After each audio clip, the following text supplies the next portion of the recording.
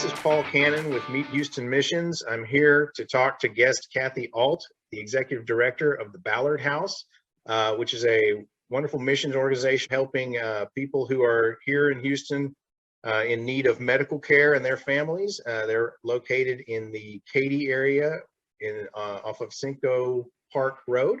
And so without further ado, Kathy, why don't you tell us about the Ballard House?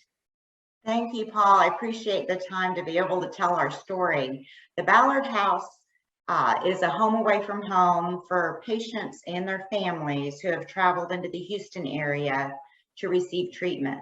We are partnered with 14 hospitals. Many of the MD Anderson locations will use us to house their patients. Methodist, St. Luke's, all of the area hospitals. And what makes us unique is, number one, we don't charge our guests anything to stay with us.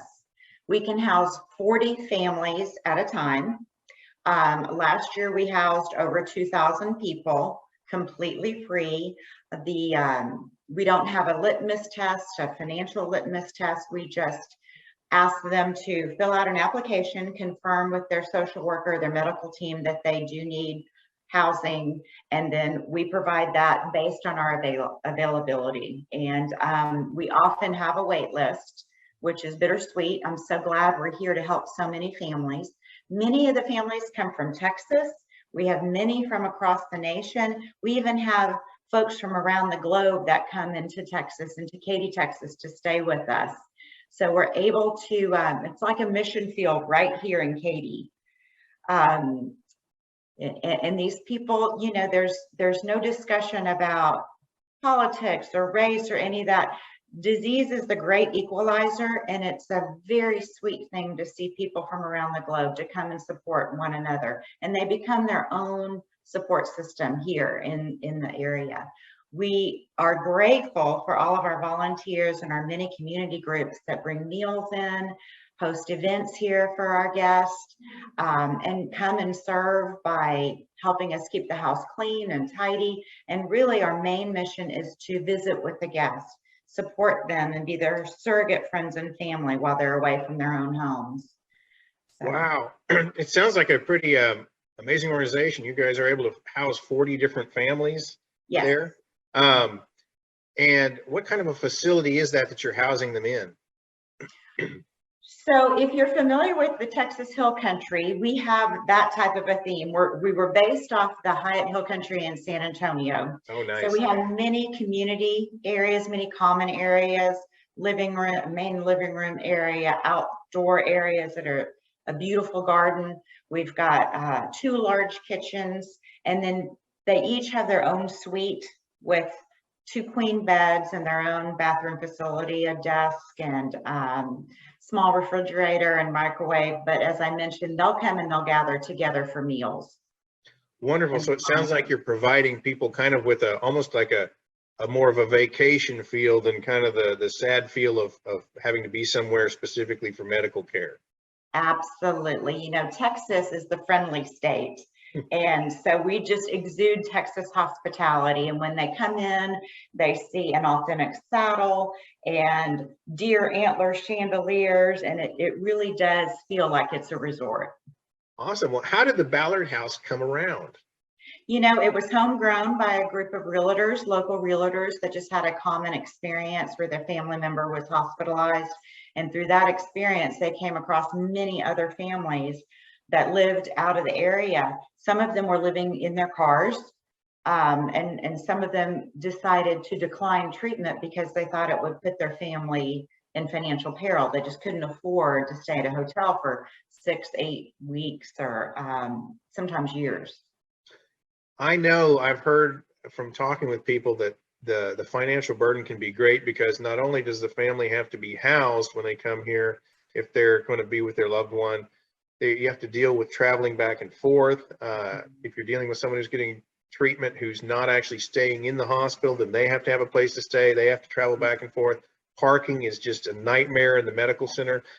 Are these all the type of things that your organization is seeking to help with then? Absolutely, in any way that we can, yes.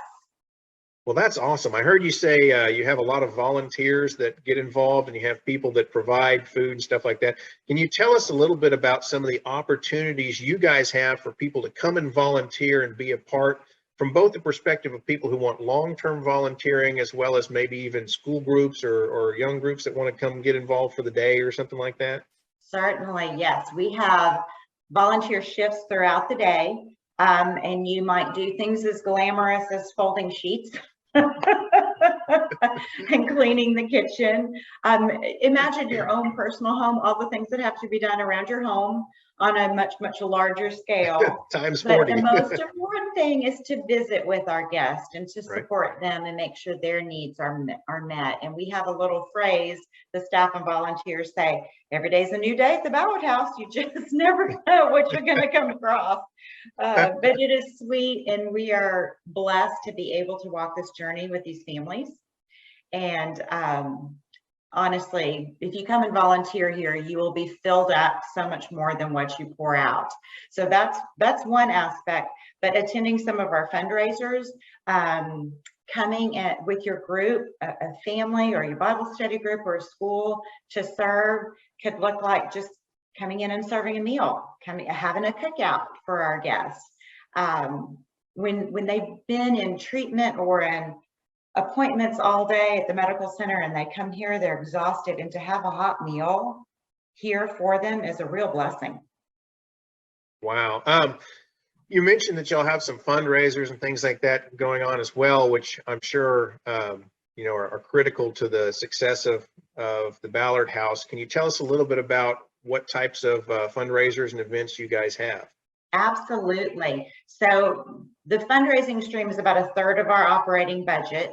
And in the springtime, we have a clay shoot, and we have Sip and Stroll, which is a food and wine event. In the summer months, we actually have a music event, a festival with another local charity.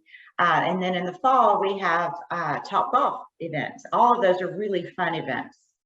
This is our flyer for our clay shoot, and this is in a beautiful facility, Westside Sporting Grounds. And then Sip and Stroll happens in the spring as well as the fall.